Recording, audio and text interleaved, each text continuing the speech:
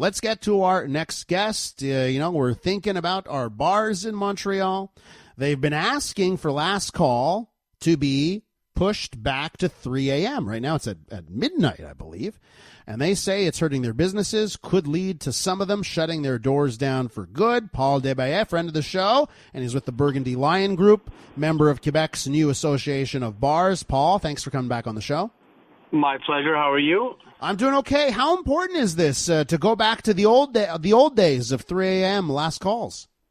Well, look, first of all, we got to say that there's nothing better than a Simpson clip on a Monday. Okay, I just got to say that. Second of all, look, it's sort of at that point where you're allowed to have people in your establishment till 2 a.m., last call at 11:45.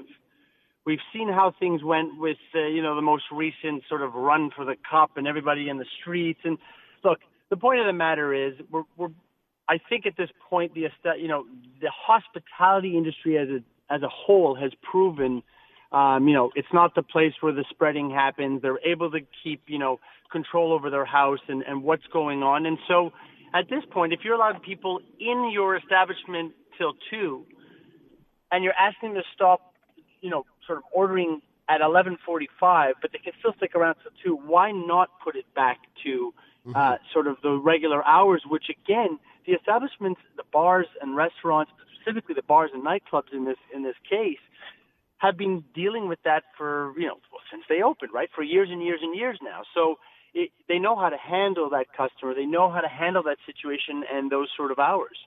Paul, now when last call comes at 11:45, are customers allowed to order 2 or 3 drinks? Yeah, of course.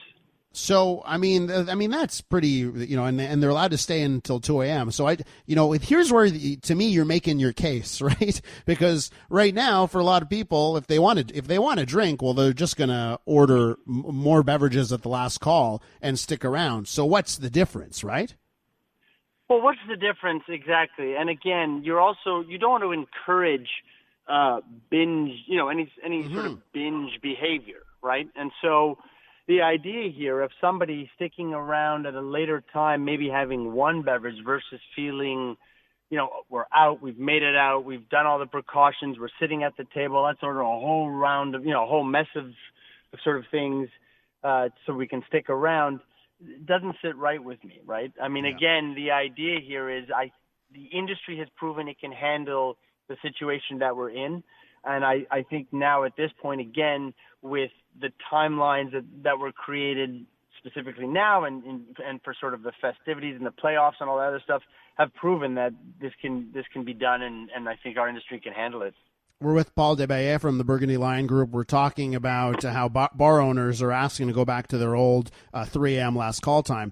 Now, Paul, I know there's a labor shortage out there. I keep hearing from restaurateurs specifically about a labor shortage. Is there any benefit right now to having to close earlier, and that sort of keeps it keeps in check the labor shortage? Is there anything to be said there? Well, I would think it'd be the opposite, right? So if the establishments are open in the regular hours, you have an opportunity for those servers, those men and women, to make more money in tips, right? So what happens is if you have people at 11:45, 12 ordering a couple of drinks, they've made their one tip there, then there's nothing going on between those several hours before they have to leave the establishment. The industry is actually still not making more money, right? But the servers that are working in those hours, that are there on those hourly wages, are also making tips if the business was as usual, bartenders, servers, that sort of scenario. So there's more money to be made, which in turn might, have some of, the people that have left the industry or are thinking about returning to the industry might look a little more exciting for them. Because again, it's a year and a half with a long time. People had to make changes, life changes, job changes, just, it made sense. But now you're trying to sort of wheel them back in and excite people for that industry. And obviously you're not just looking at students because, believe it or not, we're almost at the end of July, which means if it's a students are about to start back up in September, right? Yeah, and can I ask you, Paul, when we look at midnight to 3 a.m., what percentage of revenues come in? Let's say, let's talk about your group, because that's where you got the data. What percentage of your revenues come in from midnight to 3 in the before times, in the normal times? Well, I'm not going to give you a percent, but again, think about it like this: it's a point in time where everybody is really in their most festive sort of period, right? Mm-hmm. So there's just a lot more drinking going on. And again, remember, we're also talking about bars and clubs. And so when you speak to some of the guys and girls that I know in that like specifically in the clubs and the bars, that's the hour. People in Montreal go out at 10, go out at 11, right? Mm-hmm. And so they're just getting started at midnight. I mean, that's the industry. Have you made the case? Have you made the case to public health? Because I can see where public health's coming from. Because okay, that's the time where people want to go out, but then you've also got to ensure, hey, you know what? If you let us have last call late, we promise you, we'll keep the dancing in check. We'll keep the mingling in check. Have you made that case? That listen, please. But what? I'm sorry to cut you off, but what case do we have to make? Mm-hmm. I'm trying to understand. This is what this industry has done for years and years and years, right? This is how it was before the pandemic, right? And everything was just hunky-dory. Then we had a run to the cup, and all rules went out the window to try and accommodate how things were going, right? There was no, what are we going to do about public health with thousands and thousands and thousands of people in the street, no mass hugging and screaming and lighting fireworks, right? And so now, here we are, being super cautious. You know, nobody wants to ever close down again, ever. So we are really on point. You know what I mean? And again, we were before, but we're just restating the fact that we're on point.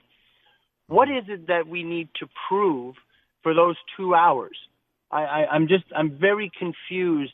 If somebody wants to get up and dance at 7 p.m. versus at 11 p.m.